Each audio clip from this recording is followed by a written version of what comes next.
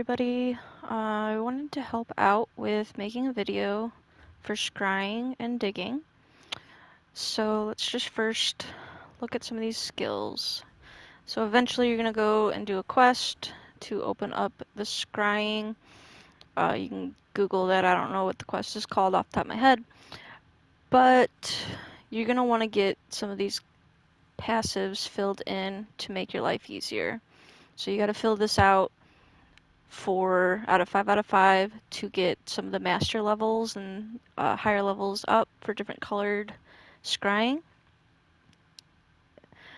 And then this one will allow you additional churns, so you get so many churns to scry. This is helpful. Suggest getting that filled out. This one's my favorite. It basically gives you a hexagon that opens up more spots when you're scrying. It looks like a little snowflake pattern. Fill this one out. These ones are useful, but I don't really use them. And then the far sight's useful because it lets you see the range far and farther away. And this one's useful because it lets you start off with some already collected that you don't have to use. That's for scrying. All right, for digging, the hand brush is useful. This one's useful because it lets you go lower on the dirt and rocks, so it lets you dig from higher up without using one at a time, so that way you can see whether or not if this is the right location. We'll talk more about that later. Your little shovel, doing this kind of helps you get into it further, so that way you can get your levels unlocked. I'll talk more about that later too. You want the keen eye because it'll let you see it from farther away for where the dig site is. I like the heavy shovel personally because it does more area, and then this one lets you see treasure chest, which is useful. So when you're going to scry, you're going to go to your journal, inequities, and you're going to go to the scryable zone.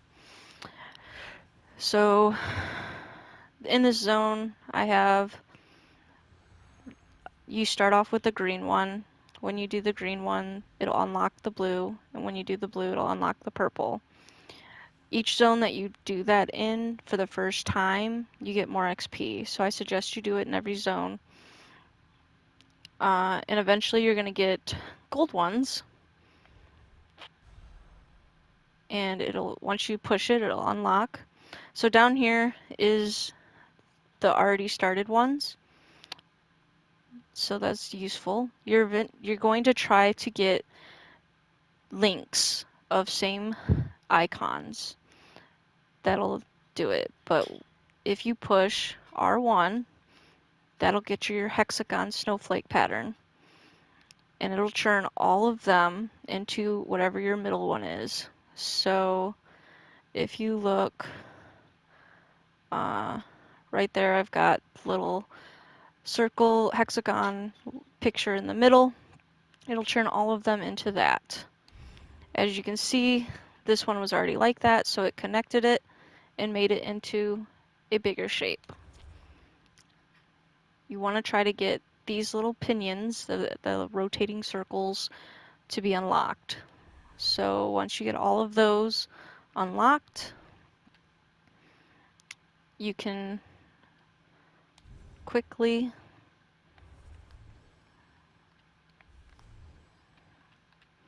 move forward.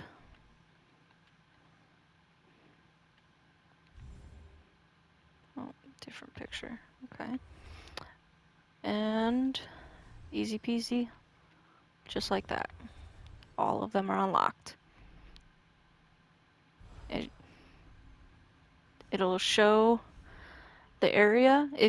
The more check marks you do, the more of those little circles you unlock, the less options you have for the dig site. So if I was to do it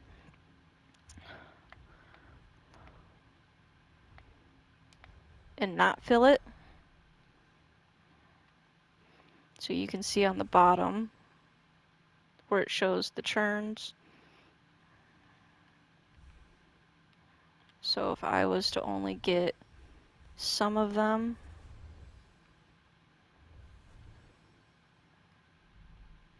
so I only got 4 out of the 6, it would check mark 4, and you'd have 3 possible locations. Now, if I didn't like that, I can scry again.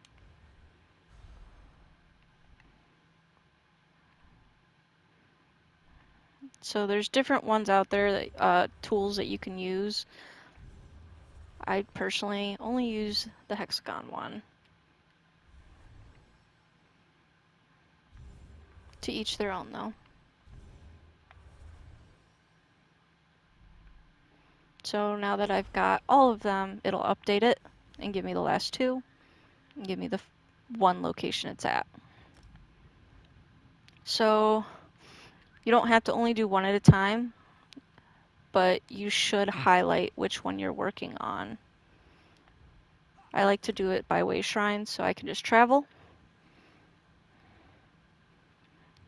You're going to want to go in your collections and your tools. You're going to look for the eye. Go ahead and quick slot that. And you push that by a sign, which is your square, and putting it in a spot. You're going to look for your map. You're going to look for the little eye. You're going to slot your tool. So that way when you get closer,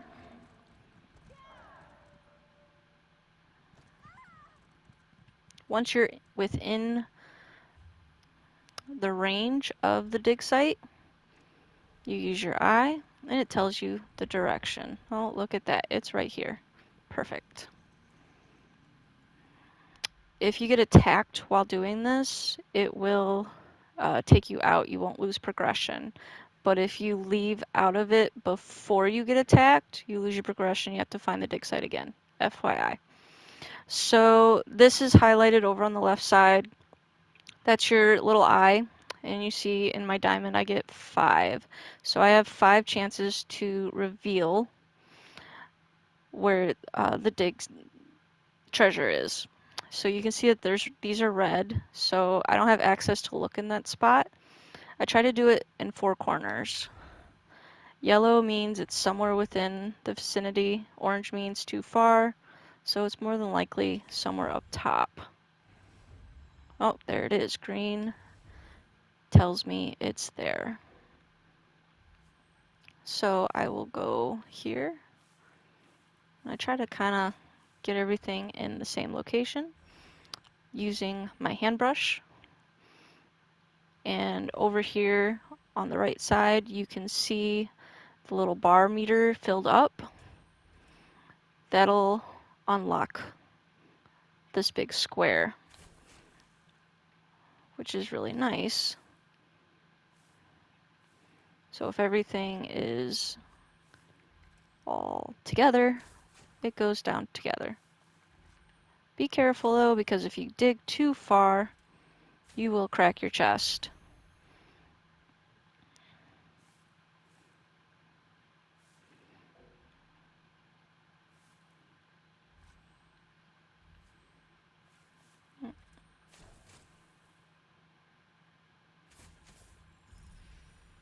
And there we go, found it. You get bonus time, so this little treasure right there is just extra.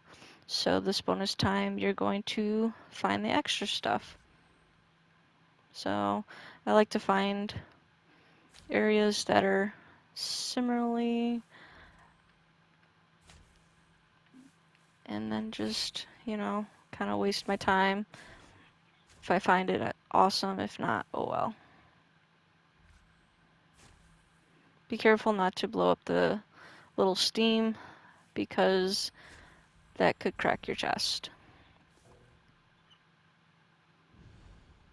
Alright, and then I found it.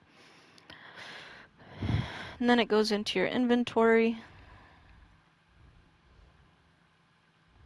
It was a furnishing item. And that's how you do it. Any questions, please go ahead and leave a comment and I'll answer it to the best of my ability.